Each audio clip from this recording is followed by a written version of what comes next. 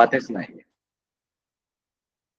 अच्छा जी चलें, सवाल है क्वेश्चन नंबर पेज नंबर 8।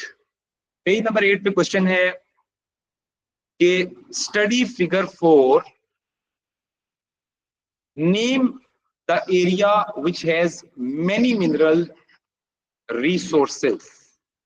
जी बेटा, नेम द एरिया ए, ये कौन सी रेंज है?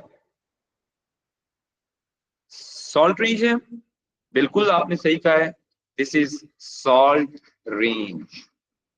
Salt range, well done. ये सॉल्ट रेंज है बेटा। ये इस जगह पे पोठवार प्लेटू है सारा, ये सारा पोठवार प्लेटू है, और जहां पे पोठवार प्लेटू खत्म होता है वहां पे क्या आती है? रेंज, सॉल्ट रेंज आती है। Well done. Name 2 minerals that can be extracted in this area. Salt and limestone. Salt and rock salt लिख लें, सिर्फ सॉल्ट ना लिखें क्योंकि सी सॉल्ट भी होता है। Rocks and lime stone. Name the city, ये टेस्ट है आपका जनरल नॉलेज का, आप लोगों ने मैप किया हुआ है जी। Abiya and Ishal, name the city B. Name city B. Peshawar. आप लोग अभी हैं जी। Ishal, name city C. केड़ा लोरा पुत्र, हाँ माशाल्लाह, आजा। लाहौर, लाहौर तो बेटा ये रावी है, तो इस रावी के इस किनारे पे है लाहौर। सिर्फ आप इस सिटी से 370 किलोमीटर दूर है इस्लामाबाद। तो इजियान आप सिर्फ 370 किलोमीटर दूर थे, नजदीक ही है बस। 370 किलोमीटर कोई डिस्टेंस थोड़ी ना होता है ना जी। ऑनलाइन स्टूडेंट्स बेटा आपने लिख लिया? Yes sir. जनरल नॉलेज एक हो गया। Name which is the diagram of a coal mine. What is the name of mine? जो ऊपर से हम नीचे की तरफ जाते हैं तो फिर कौन सी माइन होती है? शाफ्ट होती है। वेल डन, ये होती है शाफ्ट माइनिंग। Well done. अब शाफ्ट माइनिंग की कुछ लेबलिंग है जो कि आपको आनी चाहिए। अब मैं इसके ऊपर नंबर्स लिख देता हूं, 1, नंबर 2, नंबर 3, नंबर 4। इसका तरीका क्या होता है? डिडक्टिव रीजनिंग करते हैं आप इस पे। आप वो पॉइंट पहले लिखें जो आप 100% श्योर हैं कि वो सही होंगे। अच्छा, 1 क्या है आप लोग मुझे बताएं। 1 जो है एच। अच्छा ठीक है। 2 क्या है फिर? हॉरिजॉन्टल है, तो हॉरिजॉन्टल क्या होता है? जो साइडों पे जा रहा है, इसको क्या बोलेंगे? टनल बोलेंगे। Well done, tunnel. तो टनल के ऊपर आप क्या लगा दें? काट दें इसको नीचे से। नंबर 3 पे क्या है? सीम है। जो डिपॉजिट्स होते हैं, ये जो काले काले से डिपॉजिट्स है ना, ये तो कोई मिनरल होगा ना। मिनरल हमेशा किस फॉर्म में होता है? लेयर्स के अंदर होता है। तो लेयर्स को हम क्या कहते हैं टेक्निकल लैंग्वेज में? सीम कहते हैं। इस क्या बोलते हैं? सीम। तो यहां पे क्या आएगा? सीम आ गया। और ये जो जब ये वर्टिकल होता है, टनल को अगर हम वर्टिकल करें तो क्या बोलेंगे? शाफ्ट बोलेंगे। क्या बोलेंगे? शाफ्ट। शाफ्ट भी हो गया, टनल भी हो गया, मैं भी बताता हूं, सीम भी हो गया। नीचे से मैं देख के लिख रहा हूं ना। 1 क्या है? एच है। एडिट नहीं होता। एडिट तो मतलब साइड से रास्ता होता है माइन का। एडिट तो पैसेज को कहते हैं। तो ए जो है, ये जो आपके माइन के अंदर जा रहा है, ये केज है। ये पूरा जो स्ट्रक्चर है, ये जो लिफ्ट का एक स्ट्रक्चर होता है, इसको हम क्या बोलते हैं? केज। इसके जरिए ये लिफ्ट क्यों लगाई जाती है? Why the lift is being installed in the miners. जमीन के अंदर चले जाएं और मिनरल्स को भी आप ऊपर निकालने के लिए लिफ्ट का इस्तेमाल करेंगे, वरना मिनरल कहां से निकलेगा? हाँ बिल्कुल होती है, लेकिन यहाँ पे आपका रास्ता एक होता है ऊपर से जाने का, अंदर नीचे बहुत सारे टनल्स बने होते हैं। इज इट क्लियर जी ऑनलाइन स्टूडेंट्स? बेटा is it clear? Yes sir. बेटा ये छोटा सा थोड़ी ना होता है, बड़े पत्थर है साथ में, तो उसके साथ उसकी सपोर्ट भी तो होती है, कोलैप्स करने के चांसेस होते हैं लेकिन करती नहीं है इतनी इजीली। अच्छा, suggest two reasons for using this type of mine and one disadvantages of using it। आप लोगों को मैंने ओरल सारे बताए थे जी बेटा, 2 रीजंस बताएं, क्या रीजंस हैं कि ये माइनिंग होती है।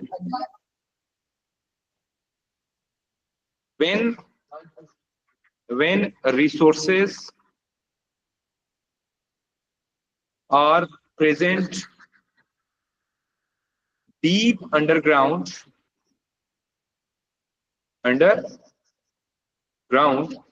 this is called sharp mining. इसकी रीजन है, माइनिंग की रीजन भी ये होती है कि इसको इसलिए इंस्टॉल किया जाता है जब जमीन के नीचे hundreds and thousands of feet नीचे होती है, तो आप क्या करते हैं, वर्टिकली जमीन के अंदर जाते हैं, हॉरिजॉन्टल नहीं जा सकते आप जी। दूसरा रीजन क्या है, to protect the environmental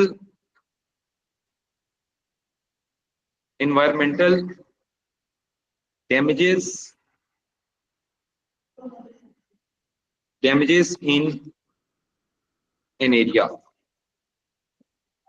of mining। जी बेटा, what is the disadvantage?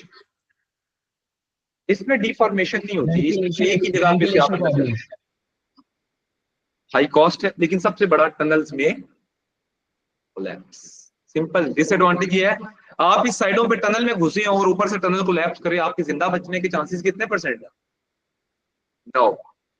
0% है। तो हो सकता है हाँ, तो टनल्स में कोलैप्स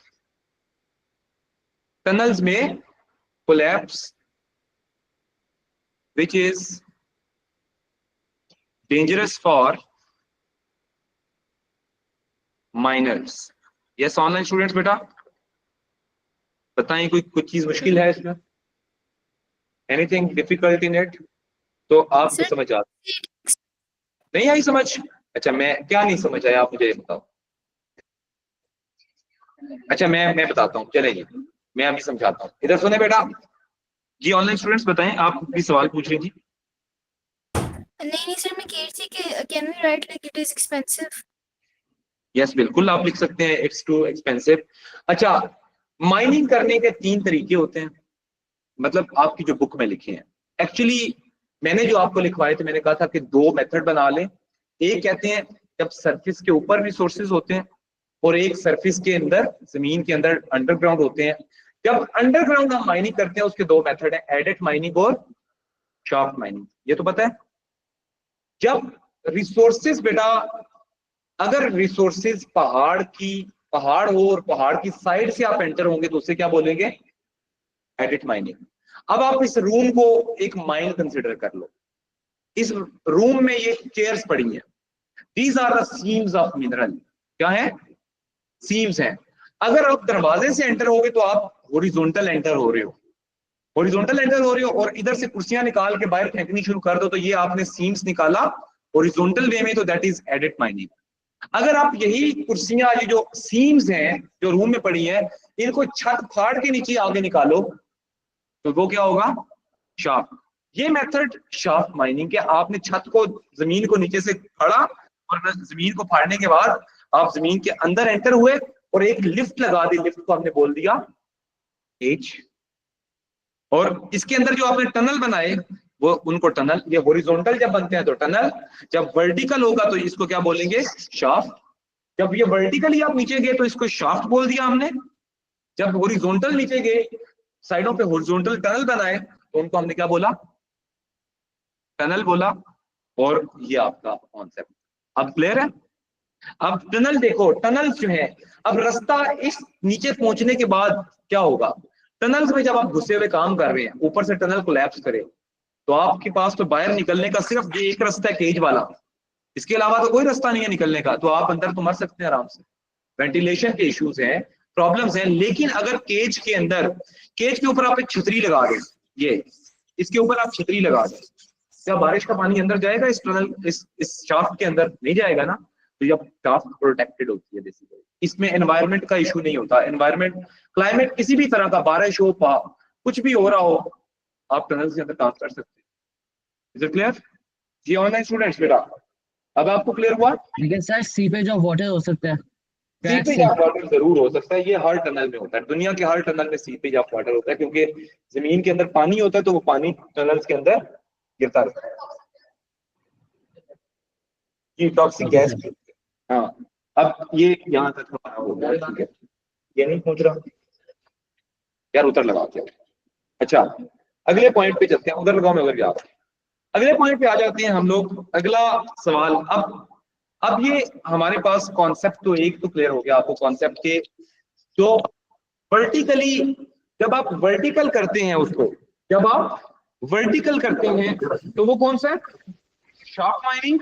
और जो आप साइड से एंटर, हॉरिजॉन्टल वे में एंटर होते हैं तो this is called headed mining. जी बेटा, is it clear online students? Yes sir. Yes चलिए, सर। Yes sir. अब हम लोग अगले पॉइंट पे चलते हैं, अगला सवाल आ जाए। जी बेटा, राफी आपको क्लियर है? कोई और चीज ना क्लियर पूछो तो पूछो। अच्छा, अगले पेज पे आ जाए। अच्छा, आपकी आसानी के लिए एक और चीज भी बता दूं कि ये जो पॉइंट्स होते हैं तो इनके साथ मार्किंग स्कीम होती है, लेकिन मार्किंग स्कीम चेक करने का तरीका क्या होता है? मार्किंग स्कीम ये नहीं है कि आप सारा छापा मारें और मार्किंग स्कीम से कर लें, नहीं। आप लोगों का ये टेस्ट होता है। टेस्ट ये होता है कि आप लोगों ने मार्किंग स्कीम बाद में देखनी है कि क्या आपको कॉन्सेप्चुअल क्लैरिटी हुई है या नहीं हुई, तो उसके लिए मैंने साथ में मार्किंग स्कीम लगाई होती है। लेकिन कुछ बच्चे क्या करते हैं, मार्किंग स्कीम से छापे मारते हैं कि सर ने होमवर्क दिया था तो बैठो और आज मार्किंग स्कीम से छापे मार के जाते हैं। तो ऐसा आई होप सो कि आप लोग नहीं करें। लेकिन जिस बच्चे को तैयारी नहीं होती, स्कूल के एग्जाम से पास होने का तरीका पता क्या है? ये जो मेरी वाली वर्कबुक है ना, इनकी मार्किंग स्कीम को रट्टा मार के चले जाओ। ज्यादातर सवाल इसी के अंदर से रिपीट होके आते हैं लेटेस्ट वाले पेपर से। जी ऑनलाइन स्टूडेंट्स बेटा, is it clear? Yes sir. Series में इसी से रिलेटेड कॉन्सेप्ट्स आते हैं। आगे चलते हैं। हाँ, इसी तरह। अच्छा, a map showing the 4 main areas of gypsum and limestone extraction। ये ऑनलाइन स्टूडेंट्स, जिप्सम के 4 एरियाज हैं। एरिया नंबर 1, जी बेटा, उसी से अगला पेज है बेटा, 10 है, मार्किंग स्कीम से अगला पेज है। नंबर 1, नंबर 2, नंबर 3 और नंबर 4। नंबर 4 तो उसने ऑलरेडी बनाया हुआ है। नंबर 4 पे क्या मिलता है? ये नीचे की देखें, नीचे की देखें, हलीमा की नजर आ रही है। नंबर 4 पे कौन सा मिनरल है? ये कौन सा मिनरल है? लाइमस्टोन, क्योंकि ऑलरेडी की के अंदर मेंशन्ड है। अजियान, इज इट क्लियर? अरेज, अच्छा, नंबर 3 और नंबर 2 और नंबर 1 पे क्या है? ये मैंने आपको समझाया था, बताया भी था, आपको पता होना चाहिए। अब आप मुझे देख के बताएं कि बेस्ट सूटेबल, आपको जो मैंने लिखवाया था उसमें से देख के बताएं। जब लाइमस्टोन जो मैंने लिखवाया था उसमें देख के बताएं कि नंबर 2 पे क्या है, 1 पे क्या है और 3 पे क्या है। उसके अकॉर्डिंग कौन सा वर्ड किस पे फिट आता है। जी ऑनलाइन स्टूडेंट्स, आप लोग देख के बताएं बेटा मुझे। 3 वाला क्या शेड होगा, 1 वाला क्या शेड होगा? 1, 2 या 3 में से देख के बताएं। एक मिनट, जी बेटा, हाँ जी राफे, कौन सा आएगा? नंबर 3, 2, 1 में से जो भी आपको समझ आता है वो बताते हैं कौन सा है। नंबर 2 क्या है? लाइमस्टोन। अच्छा, नंबर 3 पे क्या है? 2 पे क्या है? जिप्सम है। चलेगी, नंबर 2 जिप्सम है जी। ये नंबर 2 जो है ये इसने बता दिया। अच्छा, नंबर 2 पे ये है। अच्छा, नंबर 1 पे क्या है? दोनों हो सकते हैं, चले दोनों हो सकते हैं, लाइमस्टोन भी है और जिप्सम भी है, तो हम यहाँ पे लाइमस्टोन लगा देते हैं। ये लाइमस्टोन भी है, चलिए लाइमस्टोन भी है और जिप्सम भी है। अच्छा, अब नंबर 3 क्या है? लाइमस्टोन है। चले नंबर 3 पे भी लाइमस्टोन Limestone. लगा देते हैं। जी बेटा, नंबर 3 पे ये आ गया। अच्छा, अब मुझे बताएं, एक गलती है इसके अंदर, एक गलती मैंने की है, आप लोग मुझे बताएं क्या गलती है। जी बेटा, एक गलती है इसमें अभी भी, एक नंबर आपको नहीं मिलेगा, एक नंबर कट जाएगा। शेडिंग में गलती है, किसके शेडिंग में गलती है? कौन सी शेडिंग गलत की है मैंने?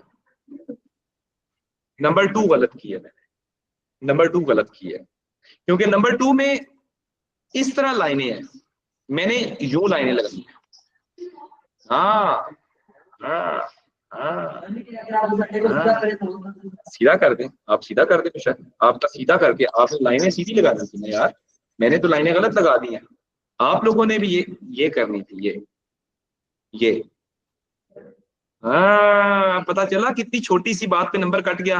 आपने बाहर आना था, मामा जी मेरा पेपर 70 नहीं 80 नंबर आएंगे, लेकिन CIs के अंदर नंबर कट जाता। जब हम लोग चेकिंग करते थे पेपर की, तो इस तरह के भी नंबर काटते हैं। आप समझ आ गई है ऑनलाइन स्टूडेंट्स? मैं चेकिंग करता रहा हूँ ना कैम्ब्रिज के पेपर, तो हम लोग इस चीज पे नंबर काटते थे। स्टूडेंट का अपने का नहीं आता, ज्यादातर लाहौर वालों के आते थे। अच्छा, नाम नहीं होता ना पेपर के ऊपर, पेपर हमारे पास जब पेपर आता है तो उस पे एक नंबर लगा होता है, रोल नंबर भी नहीं होता, उस पे एक नंबर लिखा होता है, जो कैम्ब्रिज वालों ने अपने नंबर, एक तो आपने नाम लिखा तो आप देखेंगे कि पेज के ऊपर ना, आपके ऊपर जो पहले वाला पोर्शन है ना, ये वाला, ये वो काट लेते हैं। हाँ, ये पोर्शन आपका सेपरेट कर देंगे, ये पोर्शन वो अपने पास रख लेंगे, उसको उसके बजाय आपको एक नया नंबर इशू करेंगे। तो इसीलिए लिखा होता है ना कैम्ब्रिज के एग्जाम में कि पेपर के ऊपर कहीं पे भी अपना नाम मत लिखें। बस बेटा, अब जारी बात है। अच्छा जी, अब सवाल देखें, नंबर लिखते हैं, हाँ नंबर लिख रहे हैं, ये भी अच्छा आइडिया वैसे। अच्छा, complete the shading of the oval shapes to show the main areas where gypsum and limestones are extracted. Use the information in the key one area for limestone has already been shaded for you. तो ये 2 number आपको इस बात से मिलेंगे या नहीं मिलेंगे? मिल जाएंगे ना, आपने करेक्ट शेडिंग की है तो आपको 2 नंबर मिल जाएंगे, 2 आपने शेडिंग कर, क्योंकि आपको क्वेश्चन के अकॉर्डिंग 2 एरिया सिर्फ शेड करने हैं। जी अरेज ठीक हो गया, मोबाइल पे शेडिंग कर रहे हो। अच्छा, state 2 uses of each mineral in Pakistan. Gypsum के 2 यूज बताएं। फर्टिलाइजर और पेंट, और लाइमस्टोन के 2 यूजेस, सीमेंट और पेंट, दोनों चीज। अच्छा, कोई मसला नहीं, दोनों यूज तो होते हैं ना। जी ऑनलाइन स्टूडेंट्स बेटा, is it clear? Online students, is it clear? Yes, sir. Yes, sir. जी बेटा, अब अगली एक स्किल है फिर दोबारा। अब ये देखें, हमारे मुल्क में ना बच्चों को एक चीज बार बार समझानी पड़ती है, ग्राफ का यूज, क्योंकि ग्रेड 7-6 में ग्राफ इतना ज्यादा कराया नहीं जाता। अब कराते हैं, हाँ। अब होता क्या है कि आपको ग्राफ का यूज आना चाहिए। अब ये ग्राफ कंप्लीट है या इनकम्प्लीट है? जी हलीमा, इज इट कंप्लीट और इनकम्प्लीट? कौन सा नंबर इनकम्प्लीट है? 2018 का डेटा नहीं है। नीचे सवाल देखें, complete the figure 1.2 to show that Pakistan earn 3,45,000 million from mining in 2018। तो 28 के अंदर आपने क्या करना है, क्या बनाना है आपने? इस तरह का एक बार बनेगा जिसकी वैल्यू कितनी होनी चाहिए? 3,45,000 पे। इज़ियान 3,45,000। अब आप नीचे से काउंट करेंगे तो टाइम लगेगा आपका। अब हम कैसे निकालेंगे? 2 से हम निकालेंगे 360 के ऊपर से। अब 360 में दोनों ग्राफिक सुनना है ध्यान से, दोनों बॉक्सेस के अंदर कितने फिगर्स का गैप है, कितने नंबर का गैप है, कितने थाउजेंड का, ब्लॉक्स 10 है, तो दोनों में गैप कितना है, 40 से 50 के दरमियान, 60 के दरमियान गैप कितना है, 40 कितना है, 40 प्लस 60 अगर आप ऊपर जाते हैं तो कितने का गैप है, 20 का। तो 20 के जो गैप है बेटा, दोनों वैल्यूज में कितना गैप है, 20 नंबर का। लेकिन बॉक्स कितने हैं, 1 2 3 4 5 6 7 8 9 10 10 हैं, ये 10 हैं, ऊपर एक मैंने ज्यादा काउंट कर लिया था, 10 टोटल। Is it clear? अब ये 10 जो गैप है, तो 10 को आप 10 को आप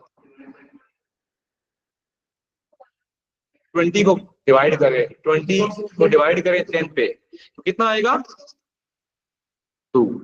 कितना आएगा, 2। तो एक बॉक्स की वैल्यू कितनी हुई, 2000। कितनी हुई, 2000।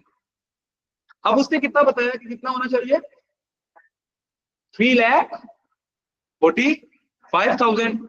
अब हम काउंट करते हैं, इधर देखिए जरा, एक बॉक्स निकाल दिया हमने, कितने हो गए, अच्छा एक नीचे से ना जाए, नीचे से भी चले जाए, वो भी ज्यादा इजी है। चले मैं 40 से चले जाते हैं, 340 है ये, 40 में 2 प्लस ऐड किया, कितना हुआ, 342। 40 में दूसरा बॉक्स ऐड किया 44, और तीसरा बॉक्स ऐड किया 46। लेकिन आपका आंसर क्या है, आपके इस बॉक्स के दरमियान में आना चाहिए। चलेंगे हम इस बॉक्स के अंदर चलते हैं, मैं इस बॉक्स के अंदर बनाता हूं, चलेंगे। अब मैं ग्राफ बनाता हूं। अब मुझे बताएं, ये बॉक्स मैंने बना दिया, ये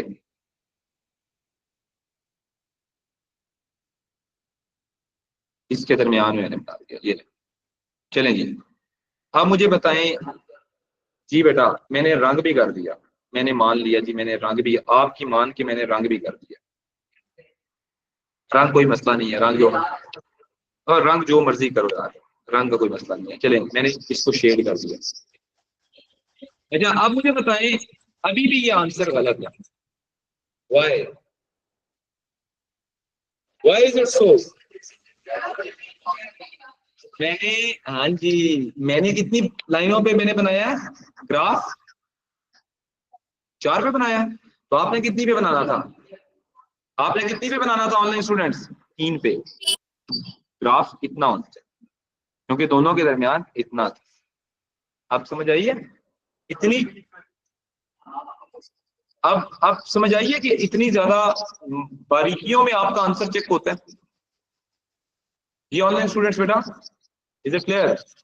यार मैं अब सारा नहीं कर रहा, मेरा दिल नहीं। Yes sir. हाँ सही हो गया। अब मैंने यूं ही कर दिया, ये ले, मैंने सारा कर दिया, शेड डन हो गया। चले जी, हाँ हाँ, नहीं पेपर में नहीं करना है ऐसा। हाँ, identify the amount of GDP earned from mining. ये ऑनलाइन स्टूडेंट मेरे इतने लाइक है ना, आप लोगों को पता चल जाएगा। अभी आंसर बताएंगे मुझे जी। 2011 में क्या था बेटा,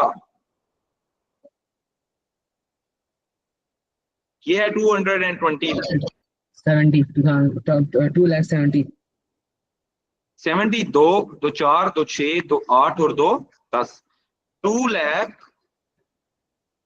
अच्छा अब आंसर ठीक है, आंसर ठीक है ऑनलाइन स्टूडेंट्स? नहीं सर, आपने नहीं, आपने आगे 3 जीरो लगाने हैं ना बच्चे, और ठीक है यार, मिलियन तो उसने ऑलरेडी लगा दिया है, लेकिन इधर तो उसने फिगर पूरा लिखा हुआ है ना, आपने भी वही फिगर लिखना जो इधर पूरा लिखा है। इज़ान कसम खाओ, समझ आइए, कसम खाओ, आइए। अच्छा चलो जी, आपको उमर, हलीमा, पक्की बात है, कसम खाओ, कसम से आइए। हाँ बाकी सबको ठीक है। अब ये देखो, ये ज्योग्राफी के पेपर में मुफ्त के नंबर आते हैं। अब अगला सवाल फिर ग्राफ से है, कोई नॉलेज नहीं चाहिए आपको extra, Describe the changes in GDP earned from mining from 2011 to 2018. You should include data in the answer. ये डेटा क्या है? ये ग्राफ के अंदर उसने ये जो ग्राफ बना के दिए, ये कोई झक मारने के लिए नहीं दिया उसने आपको कहा है कि इससे आपने फिगर उठाने हैं और अपने आंसर के अंदर लिखने हैं। अगर आपने फिगर नहीं लिखा तो कितने नंबर कटेंगे? कितने नंबर कटेंगे? कम से कम 2 नंबर कटेंगे। कितने? अब चेंजेस देखें क्या है, ओवरऑल बताएं पहले क्या है। पहले मैं ओवरऑल, ऑनलाइन स्टूडेंट्स आप देखिए बताएं क्या है। ट्रेंड क्या नजर आ रहा है हलीमा? ओवरऑल क्या नजर आ रहा है ग्राफ में? इंक्रीज। अच्छा चलें जी, ओवरऑल लिखिए आप लोग, जीडीपी इज इंक्रीजिंग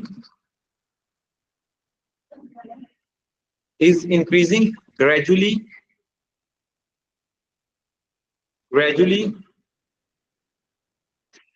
from, कितना फिगर है? फिगर आपने पहले से निकाले हुए हैं, 2700 PKR मिलियन टू 345। अच्छा हाँ जी, 345,000 PKR। डिफरेंस निकाल के लिखिए, आप इनकी रेंज भी लिख सकते हैं, डिफरेंस निकाल लें। 345 माइनस 270 कर दें, उनका डिफरेंस में निकलते 75,000। हाँ जी 75,000। अच्छा, मोर ओवर दूसरा पॉइंट क्या है? More over highest GDP was in 2018, which was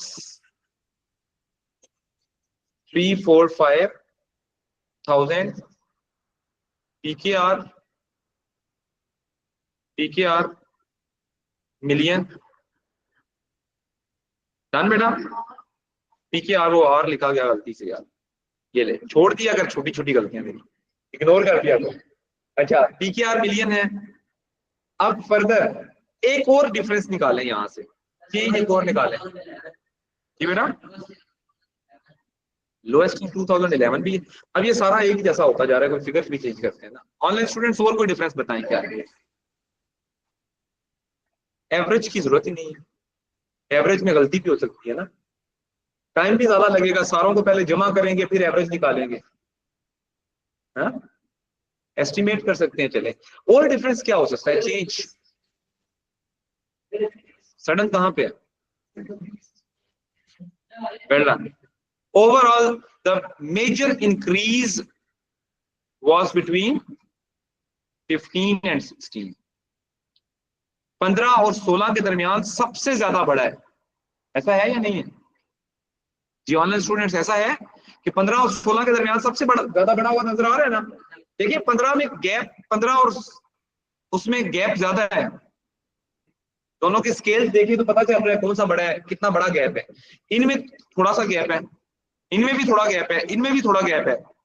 15 और 16 में बहुत बड़ा गैप आ गया। So further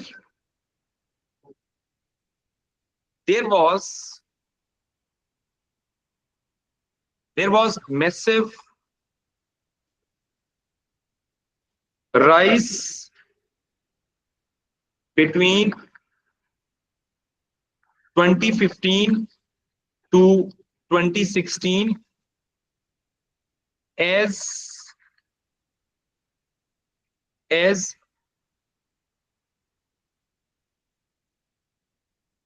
what was the figure in 2015? निकालें जरा फिगर बेटा। ऑनलाइन स्टूडेंट्स 2015 में कितना है नजर आ रहा?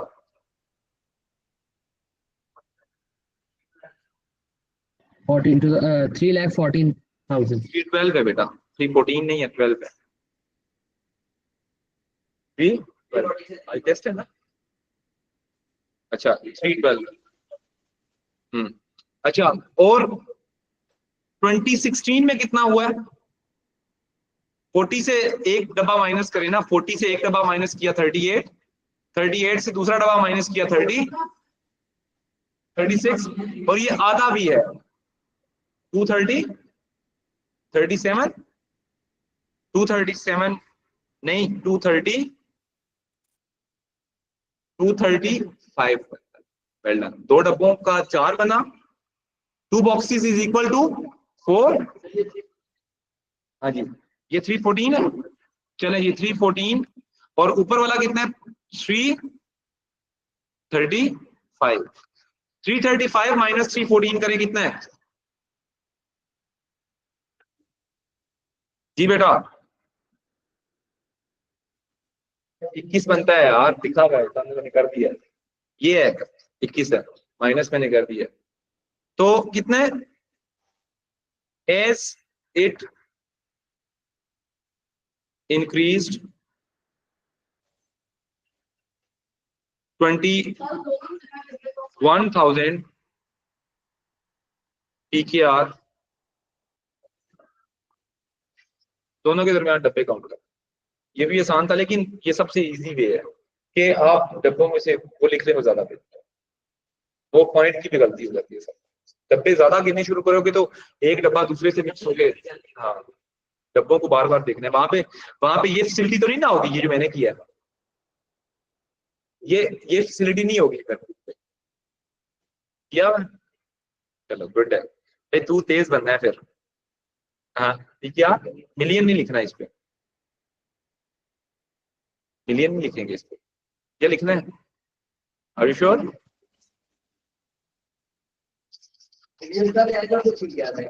बस पीकेआर मिलियन लिखेंगे क्योंकि ऊपर पीकेआर मिलियन है, पीकेआर मिलियन। अच्छा complete the passage below about limestone extraction in Pakistan. मैंने लाइमस्टोन के हवाले से बताया था कुछ चीजें, आपको वहां पे यूज होंगी। ऑनलाइन स्टूडेंट्स हाँ आए थे, हाँ तो ये सारी चीजें आएंगी स्कूल के पेपर में, बार बार आएंगी। When limestone at the surface, ऊपर से देखिए बताएं आउटक्रॉप्स, क्या आएगा आउटक्रॉप्स, बाहर निकलना जब नजर आता है सरफेस के ऊपर। और लाइमस्टोन की तो मैंने पिक्चर भी दिखाई थी, पहाड़ होते हैं पूरे पूरे।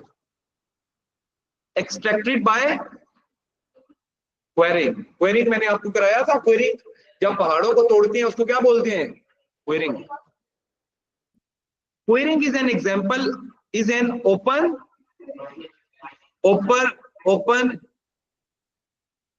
एक्सकवेशन, एक्सकवेशन ओपन माइनिंग नहीं होती, ओपन एक्सकवेशन है जब from which stone is extracted for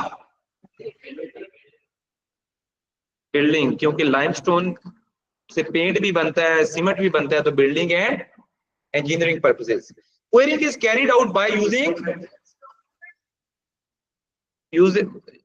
equipment, पहले नहीं आएगा, मेथड्स पहले आएगा एक्सप्लोसिव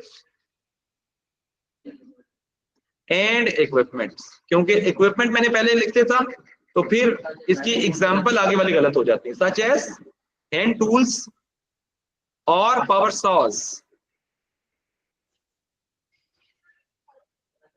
आंसर आना चाहिए। अच्छा मेथड्स आएगा पहले, चले जी मेथड्स आ जाए, मेथड्स और एक्सप्लोसिव अब यहां पे ये आ गया।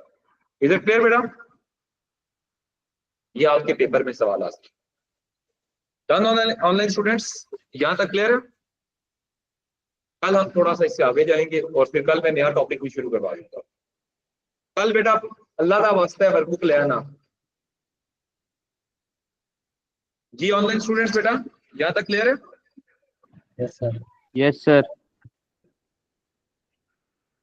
आगे वाले सवाल मैंने दोनों आपको कराए हुए हैं, तो आप लोगों ने लिख लेने हैं, कल आप दोबारा करेंगे। चलें जी, ओके बेटा आज यहाँ